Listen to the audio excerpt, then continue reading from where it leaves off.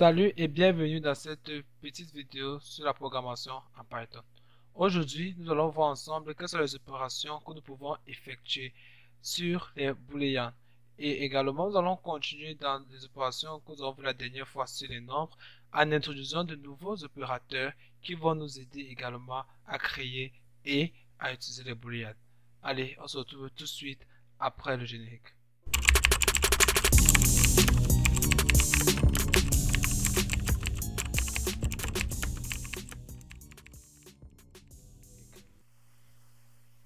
Alors, comme d'habitude, nous allons ouvrir notre constructeur. Donc, nous allons entrer ici Pi3. Voilà. Pi-y3. OK. Constructeur. Et donc, nous allons effacer tout ça. Je vais rapidement mettre ici les commentaires que j'utilise toujours, c'est-à-dire Ignaleba, show me your code. Et donc, opérateur sur les booléens, puisque c'est notre vidéo d'aujourd'hui.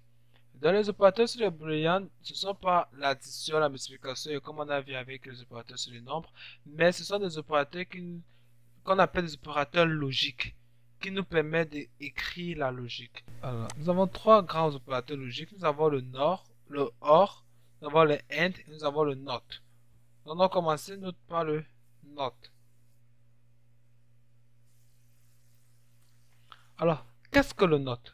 Le NOT, en fait, nous permet de changer un booléen. C'est-à-dire, si nous avions un booléen qui était true ou vrai, le NOT nous le rend false ou faux. OK? Nous allons prendre un exemple. Nous allons créer deux booléens, booléen 1 et booléen 2. Et on va leur donner à chacun true et false. C'est-à-dire, booléen 1 sera true et booléen 2 sera false.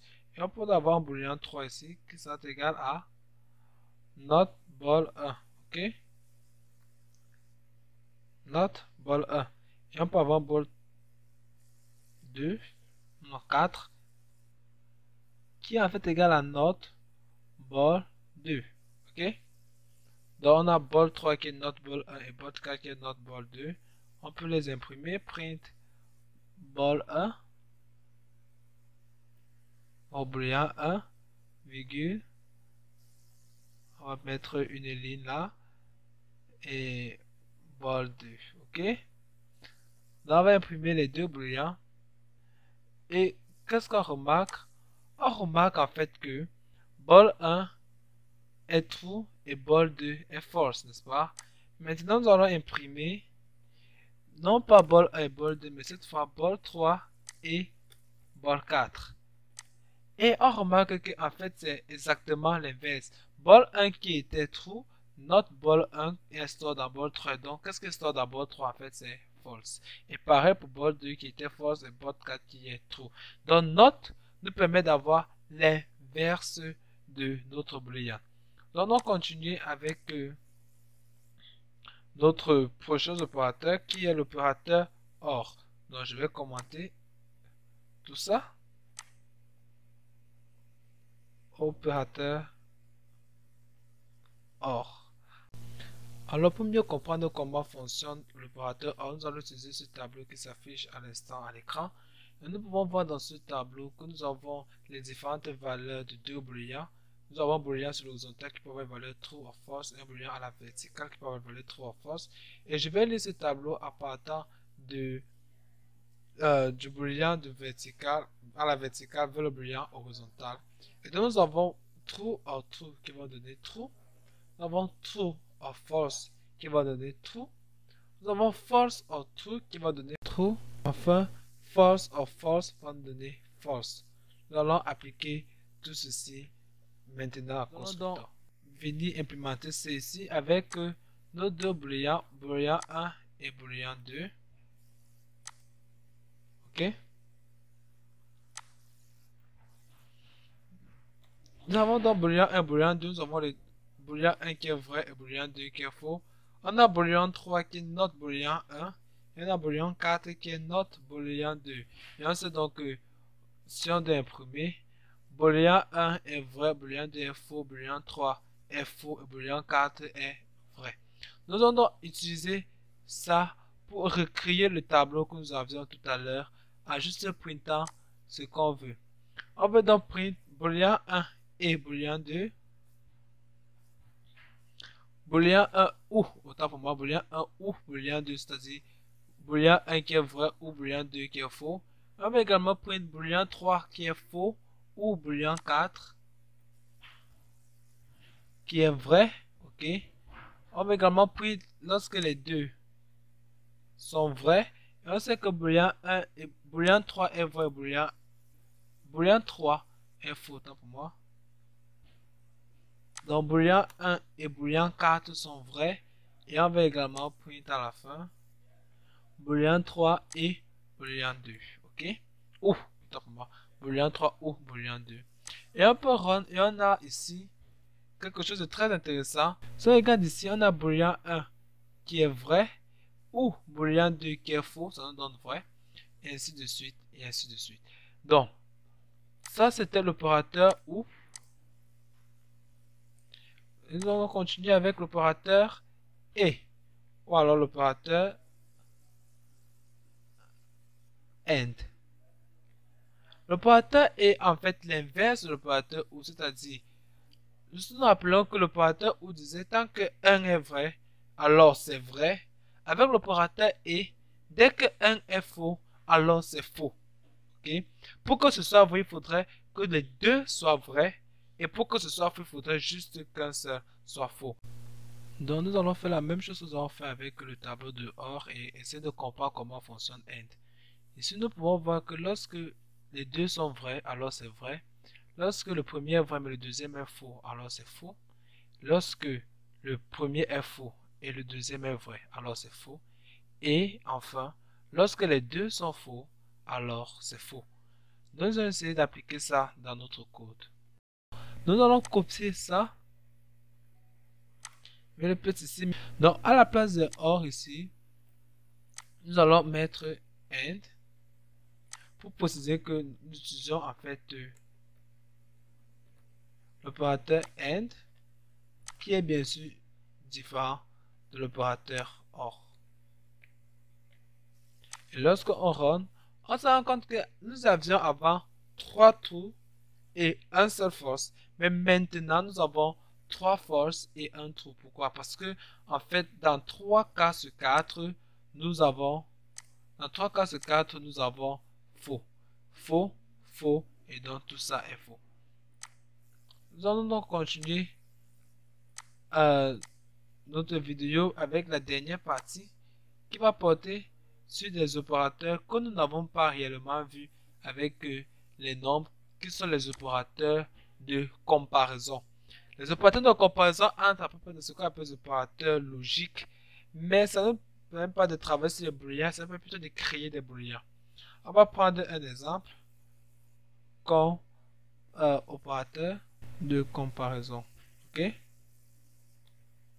On va donc prendre un exemple ici. On aura, disons que nous avons deux nombres. Ok? Nous avons nombre 1 et nous avons nombre 2.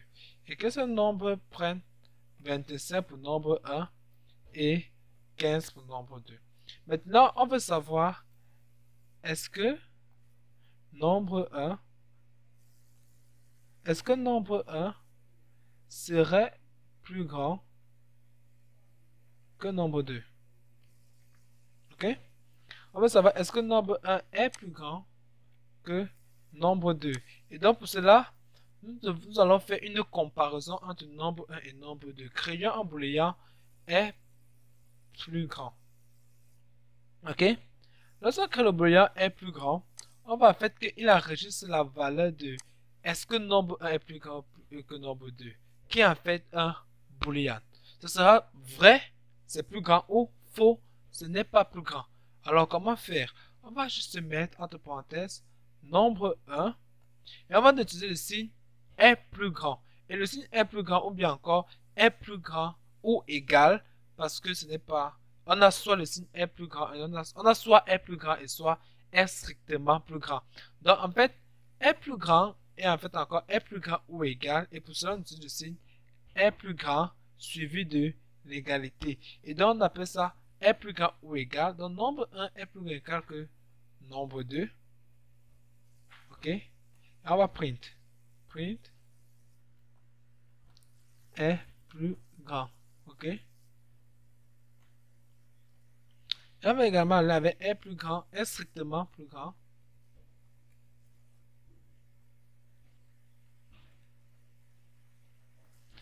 Et on a un strictement plus grand qui est en fait nombre 1 strictement plus grand que nombre 2.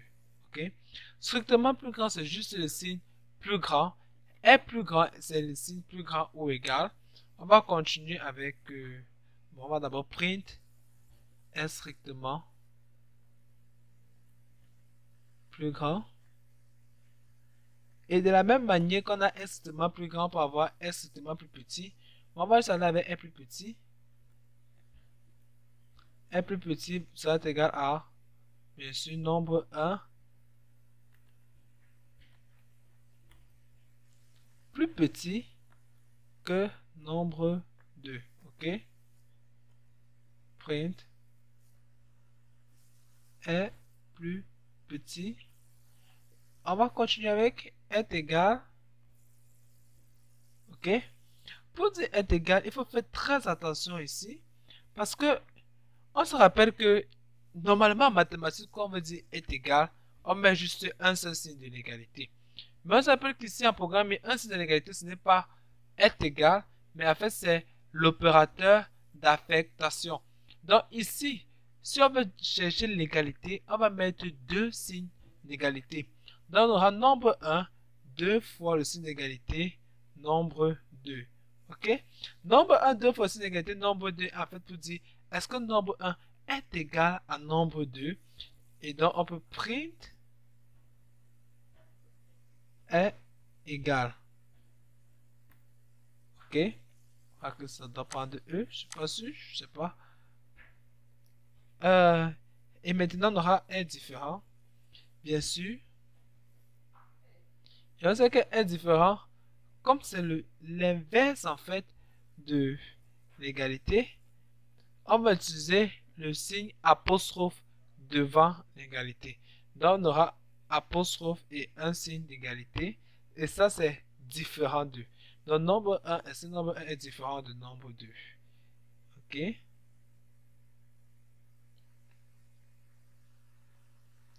on va donc print est différent. Et si on doit voir ce qu'on aura, on a true, true, false, false et true. Et donc, on va essayer de voir pas à pas, ok?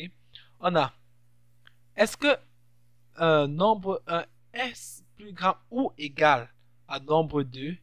Et la réponse ici nous donne vrai, c'est-à-dire true. Pourquoi ça nous donne vrai?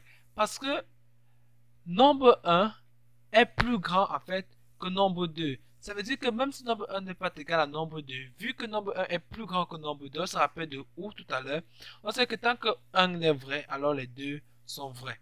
Donc on aura donc true. On peut continuer.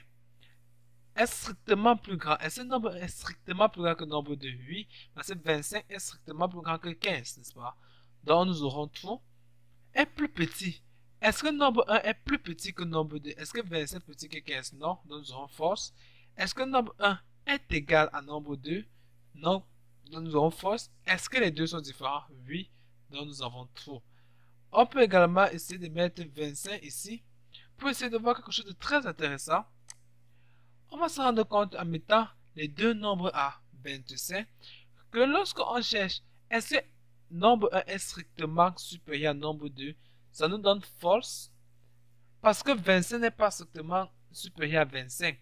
Bien que 25 soit supérieur ou égal à 25, 25 n'est pas strictement supérieur à 25. Et on peut revenir ici dans est plus petit, et comme c'est plus petit ou égal, l'égalité suit toujours le signe de est plus petit ou est plus grand, comme on peut le voir ici et ici. Donc comme c'est plus petit ou égal, nous avons donc true. Et donc notre dernier est différent, bien sûr c'est différent, false. Donc c'est tout pour la vidéo d'aujourd'hui. La prochaine fois, nous allons voir les opérations qu'on peut effectuer avec les strings.